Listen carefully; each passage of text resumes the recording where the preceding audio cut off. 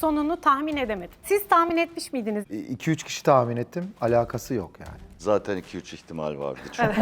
Yani hep Bir ihtimal daha varmış. Başka senaryoyla mı karıştırdınız o zaman? Benim özel ilgi alanımdır. Ben ve o kadar eminim ki bir tanesine. O çıkmadı ve çıkmadığı için sinirlendim. Hayır bu olmalı bence falan. Çünkü gereksiz falan oldum böyle. Tadı damağınıza kalmış gibi görünüyor ki söylediğinizde. Kriminal hepimizin çok sevdiği bir tür. O yüzden içinde olmaktan ben çok zevk aldım yani. Böyle ekstra çaba sarf ettiğim bir karakterdi. Sinema tadında çekildi. Çok özen gösterildi. Çok zor sahneler oynadılar. Zaten iyi bir hikayenin üstüne bunlar da eklenince hikayeyi çok iyi bir yere taşıdığımızı düşünüyorum. Bergüzar'ın disiplini çok başka bir şeymiş yani hani sizin böyle sallandığınız zaman da topluyor falan. Çok şanslı olduğumu düşünüyorum oyuncu olarak. Yani hem çok yakın arkadaşlarım hem partneri olunca iş çok tadından yenmez bir hale dönüşüyor. O dese ki bana ye ya ne olacak aman filan. Yeme aşkım gerek yok. Şimdi onu yiyeceğim falan böyle. Allah'ım yani. Merhabalar, Aysun Özde Başka Şeylere hoş geldiniz. Bugün yine çok güzel, çok sevdiğim konuklarım var ve yine çok konuşulacak bir yapımı konuşacağız, Düğüm. Düğüm benim izlediğim, arka arkaya izlediğim ve çok heyecanlandığım bir yapım oldu ve mutlaka izlemelisiniz. Bunu baştan söylemeliyim size. Daha sonra da elbette yanımda Bergüzar Korel, Caner Cindoruk, Serkan Altınorak ve İbrahim Selim benimle birlikte. Valla söyledim söyleyeceğimi, o kadar iyi ki. Yani ben bu kadar üst üste izleyip, çünkü meslek icabı biz yapımları önceden izliyoruz ve bir günde ben hepsini izlemeye çalışıyorum. Ve genelde de bazı noktalarda atladığım çok oluyor yani itiraf edeyim. Fakat sizin Düğüm'de hiç atlamadım. Hatta bazı yerleri kaçırıp geri aldım. Öyle izledim ve o 40 dakikanın nasıl geçtiğini anlamadım. Bir kere öncelikle ellerinize sağlık. Çok teşekkürler. Böyle hani ben su gibi izledim ama siz su gibi çektiniz mi? Arka tarafta neler oldu? Nasıl bir deneyimdi? Tabii en büyük yük Bergüzar'ın omuzlarındaydı. Çünkü bütün Hep birlikte. bölümlerde bütün olay Neslihan üzerinde gelişiyordu. Tabii sen bunları çok anlattın pek çok yerde Olsun, biliyorum. anlatırım ya sorun yok.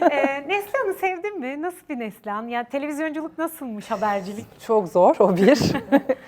Asla olamam. Onu yani Bergüzar olarak yani yayıncılık yapabileceğimi pek sanmıyorum. Bir o kadar sabırlı değilim. Çok tez canlıyım. En son söyleyeceğimi en başta söyleyip bütün sürprizi kaçırabilirim. Ondan sonra o noktada Neslihan normalde canlandırdığım tabii karakterlerden gazeteci kimliğinden ötürü ve yine kameralar önünde bilinir bir karakter olmasından sebep tabii ki çok farklıydı. Oynarken de benim program sahnelerinde hata yapmamak için böyle ekstra çaba sarf ettiğim bir karakterdi.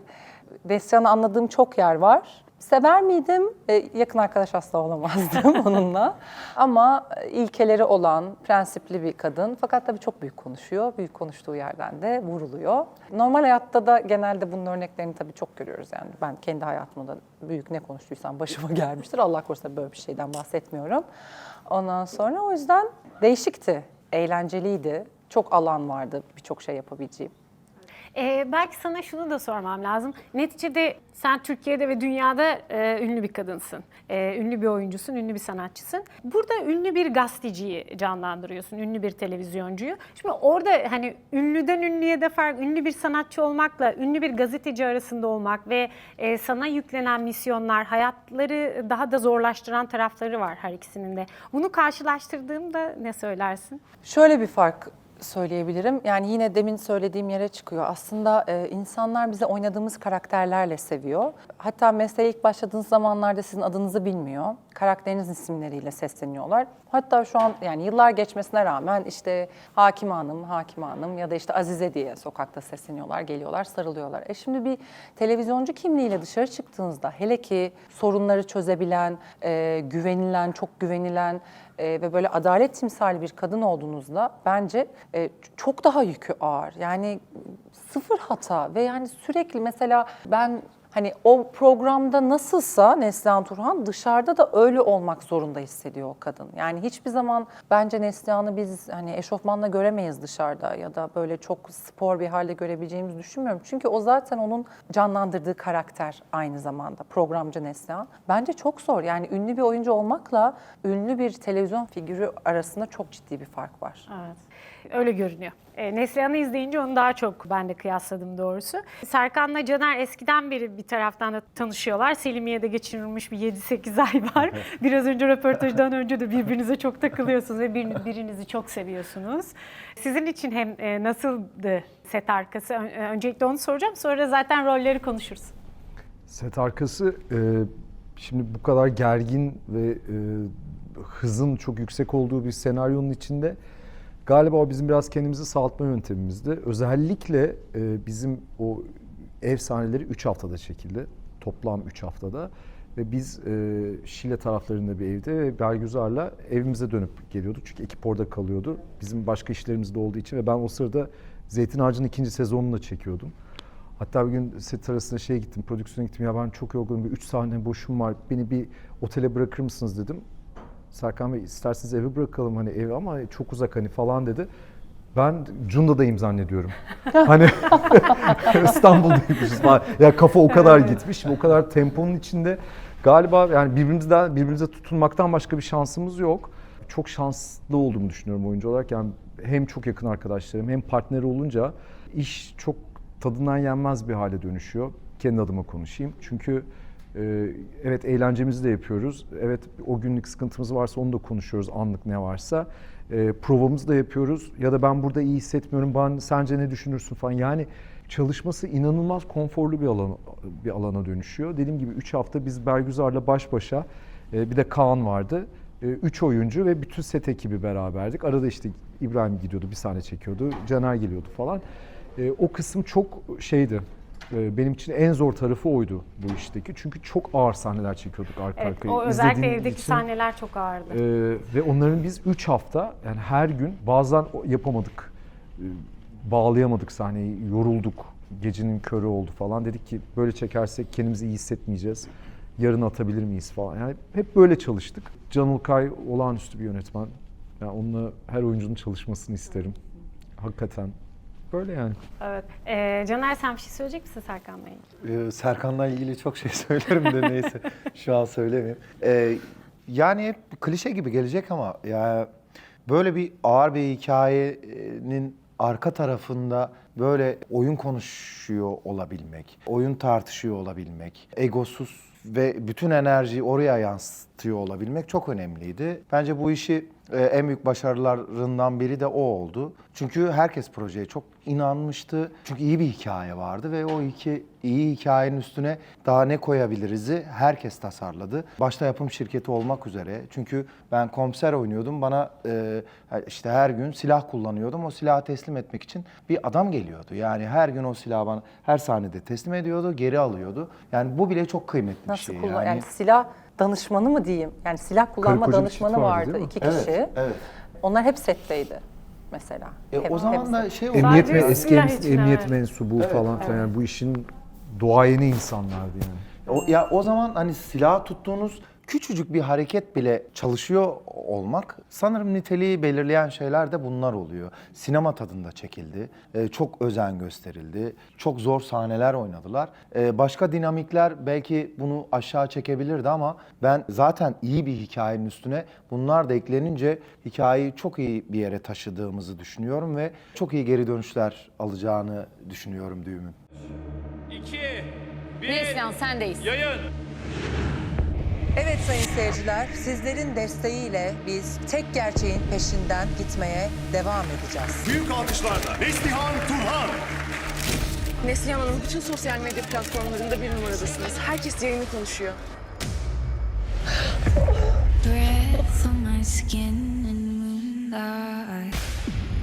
Hunt to within. Neslihan sen ne yapıyorsun ya? Anne ben birini öldürdüm.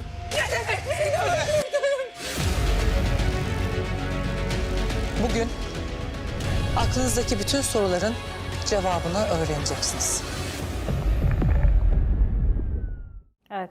Biz tabii gazeteciler önce izlediğimiz için bizim mesleğin de en büyük artılarından biri o bence. Herkesten önce bir şey izleyip fikir sahibi oluyorsunuz. Herkes yeni izlerken siz onu çoktan bitirmiş oluyorsunuz falan. Herkesin ortak düşüncesi bu arada iyiydi. Yani bir yapıma herkesin iyi dediği çok az iş var bu arada. Ama hemen hemen tüm gazeteci arkadaşlarımızla konuştum sanırım. dışarıda. Herkes çok iyiydi dedi. O yüzden hani ilk şeyi geri dönüşü ben vermiş olayım size. Genel olarak böyle. Herkes aynı fikirde. Tabii İbrahim'in orada öyle bir kilit rolü var ki hani bütün gazeteciler sana bugün yüklendi değil mi? Yani yüklenmek değil işte, herkes var bu adam dedi. Evet. Yani gerçekten senaryoda herkesin bildiği birinden bahsetmek istemişler anladığım kadarıyla. Bizim bilmediğimiz, Aynen tanımadığımız. yani. O meğerse çok Sektörde ünlüymüş. gerçekten bu tepede olan, bizim asla karşılaşmadığımız ana akımın en önemli yöneticilerinin nasıl kafa kestiğini anlatmak istemiş senaristimiz. Diğer birçok şeyle beraber. Onu da gerçekten tanıdığı birini yazdı galiba ki bu kadar kimle röportaj yaptıysak bu bey var falan diye. Çok merak ediyoruz onun kim olduğunu. Ben Ve de yani- kimi düşünerek hangisi acaba diye. İşte bir de böyle yani herkesin başka bir ismi var ve hepsinden bir parça var galiba bu şeyde, Hakan rolünde. O yüzden yani ben tabii hani kilit bir rol oynuyorum falan diye bakmadım açıkçası. Total bütün senaryo ile ilgili bir yaklaşımımız oldu. Zaten arkadaşlarımla oynuyorum. Hani çok artısı olan bir iş. Bir de çalışması çok keyifli bir işti. Çünkü Bergüzar'la biz ilk defa çalışıyoruz. Bu kadar hazırlıklı ve çalışkan oyuncuyla her zaman denk gelmiyorsunuz. Ben şanslıyım. Biraz fazlaca denk gelmişliğim var ama Bergüzar'ın disiplini çok başka bir şeymiş. Yani hani sizin böyle sallandığınız zaman da topluyor falan. Hani böyle bir hadi bir geyik yapayım derken bakıyorsunuz yapılacak zaman değil. O şimdi yeri değil. Onun çünkü. Hani bir de çünkü mesela ikimiz de sürekli diyet yapıyoruz. Yani o Açız. evet hep açız ve yani açlık şekeri diye bir şey var. Hani sadece disiplini değil bir de aç. Yani hani yapma Öyle bir İbrahim an deyip hatırlıyorum. Şöyle bir an hatırlıyorum. Yukarıda canlı yayın çekiyoruz. Ve ben şunu düşünüyorum. Hani o sırada bir gün çalmışım Nilay'dan. Ve diyorum ki saat diyorum hani 7'de bitse 7.30'da evde olsam da kendime istediğim şunu isteyeceğim. Sen ne dersin dedim. Ve böyle saat geçti 9 oldu. Ben böyle çok geriliyorum çünkü artık yiyemeyeceğim onu ve benim tek motivasyonum eve gidip Zaman giderek daralıyor. onu yemek. Ondan sonra İbrahim hani o dese ki bana ye ya ne olacak yiyeceğim falan filan. Yeme aşkım gerek yok. Şimdi onu yiyeceğim falan böyle. Çünkü ertesi gün bunu yediği için sucuklu güzel yine biz Sonra ona uğraşacağız. gideceğim. Yani Sonra ona gideceğim. Çünkü ya ben her bunu yedim sabah ya tamam yemişsin spor artık. salonundan fotoğraf koyuyor ben böyle filan oluyorum. Ya adam sabaha karşı iş bitiyor ve ne ara gidip o ağırlıkları kaldırıyor yani. O yüzden böyle evet, İbrahim'den Herkes ayrı geçiyor. manyak ben sana söyleyeyim artık. İşin özü buydu yani. Hiç öyle görünmüyorsunuz ama ya. Hiç öyle Göstermiyoruz. değil yani. Ben sana bir şey söyleyeyim bak bu işte yani geyik yapmayı çok severim. Dalağım çok düşüktür filan. Hani esnaflık yaptığım zaman çok oluyordu. Hani ama mesela bu iş onu asla kaldırmayacak bir işti ve bu işte şöyle bir şey var. Gülüyoruz. Ama yani kayda girildiğinde de bitiyor. Evet. Ve ama şöyle de bir şey var. Can Hoca da bizim o halimize izin veriyordu. Yani bir O da hadi çok hadileyen gülüyordu. bir şey. O da çok dinliyor bizi. gülüyor. Mikrofon sürekli açık. Sadece olmayacağı bir şey konuşuyoruz. Haha ilk o gülüyor falan. Tabii. Telefonuma mesela bir anda hepimizin telefonuna fotoğraflarımız geliyor. Ekrandan bizi çekmiş fotoğraflarımızı. Her günün sonunda fotoğraflar geliyor mesela. Ya da diyor ki gidelim artık. Hadi sen başrol söyle gidelim. Yoruldum da gidelim. Hocam çekmemiz lazım falan diye. Yani çok Bu huzurlu iki sahneyi yarın çalıştık çekeriz diyor. Çekeriz biz onu yaparız bir anda. Burada Başak Burcu olmanın da etkisi var değil mi? Biraz var. Evet. Yani evet ama gerçekten benim Başak Burcu şeyime gerek kalmadı. Hakikaten yani bu program olduğu için tabii ki insanlar hani çok keyifli vakit geçirdik falan diyorlar ama hepimiz birlikte çok keyifli, çok huzurlu, birbirimize hiç yük olmadan, çok alışverişimizin çok fazla olduğu bir işte 10-11 hafta geçirdik. Bir oyuncu için çok değerli bir şey bu. O anlamda çok şanslıydım. 3 tane iyi aktörle işte Kaan var, Beyza var, bir sürü arkadaşımız var. Ekibimiz çok iyiydi. Çok huzurlu, çok güzel geçti gerçekten. Keşke ana akım olsaydı bu işte. Keşke daha uzun olsa dedik. Keşke Evet. daha uzun. Hiç bitsin istemedik yani iş çekerken. Ben de izlerken ikinci sezonu bekliyorum bu arada. Hem onu söyleyeyim. Hem de izlerken ben sonunu tahmin edemedim. Yani sonun bambaşka bir şekilde bitti. Hatta her bölümde artık şu olur dediğim hiçbir şey olmadı. Siz tahmin etmiş miydiniz? Yani tabii ki senaryoyu okudunuz önce o yüzden kabul ettiniz ama senaryoyu okurken de benim yaşadıklarımı yaşadınız herhalde izleyici gibi diye düşünüyorum. Hani bilebildiniz mi sonunu? Ters köşe ben hiç yani 2-3 kişi tahmin ettim. Alakası yok yani. Zaten 2-3 ihtimal vardı çünkü.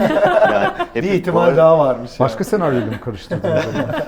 Yani yok zaten olmuyor. Yani işte kendi aramızda da konuşuyoruz. Polisiye özellikle takip ettiğimiz, hatta katili tahmin etme eğilimimiz olan, hani ya ilk yarım saatte bildik filmin gerisinde ne yapacağız diye takılan, bununla artistlik yapan insanlarız aslında. Hepimiz patlamışız. Yani hiç bilebilen çıkmadı. Benim özel ilgi alanımdır. Ben ve o kadar eminim ki bir tanesine. O çıkmadı ve çıkmadığı için sinirlendim. Hayır bu olmalı bence falan. Çünkü gereksiz falan oldum böyle. Ve sonra anladım ki ne kadar Yemin doğru ediyorum bir ben karar sonra vermiş. öğrendikten sonra o sahneye dönüp Ha, o bunu sahne- çok seviyorum izleyici olarak da. yani seyirci muhtemelen o sahnelere dönecek, bakacak. Çünkü Çok o güzel bir şey bence. senaryoda o sahnelere döndüm. O kadar sinirlendim ki ya abi falan, ben bu golü yemiş olamam diye. Yani çok güzeldi o anlar. Vallahi hepimiz o golü yiyoruz. Bir kere son olarak da şunu sorayım. Polisiye dramı sevdiniz mi? Yani çok yapılıyor, Türkiye'de de yapılıyor, dünyada da yapılıyor. İyi yapımlardan biri olacak. Yani onların arasından olacak. O yüzden tadı damağınıza kalmış gibi görünüyor ki söylediğinizde. Son olarak belki bunu sorabilirim. Çok güzeldi. Çok yani ben zaten yani onların da hep şimdi tabii sabahtan beri konuştuğumuz için onların da biliyoruz hani bütün cevaplarımız. Kriminal hepimizin çok sevdiği bir tür. O yüzden içinde olmaktan ben çok zevk aldım yani. O detaylarla uğraşmak falan da İkinci güzel. sezon geliyor mu? İnşallah. Bence evet. Ya, bence de evet. Yani daha net bir şey Galiba. yok. Olmadı biz çekeceğiz yani. Bazen Evet, toplanıp çekeriz olmadı. Biz o kadar eğlendik ki vallahi, yani şimdi böyle kamerayla bile çeksek olur gibi sanki. Kamerayla bile mi? Hayır şey ya, telefonla. Çok teşekkür Biz ederim. teşekkür ederiz. Hani daha böyle bebek bir YouTube kanalı benimki. Hayırlı Destek olsun. verdiğiniz için. Ne demek, mutlu biz olduğunuz teşekkür için. Çok ederiz. teşekkürler. Umarım daha ikinci sezonlar, nice güzel yapımlar hep birlikte İnşallah. oluruz. Bol bol sohbet ederiz. Birlikte Çok olsun. teşekkürler. Sağ olun. Teşekkürler. Teşekkür ederiz. Evet, tabii ki kanalıma abone olmayı unutmayın, beğenmeyi unutmayın, yorum yapmayı unutmayın. Görüşmek üzere.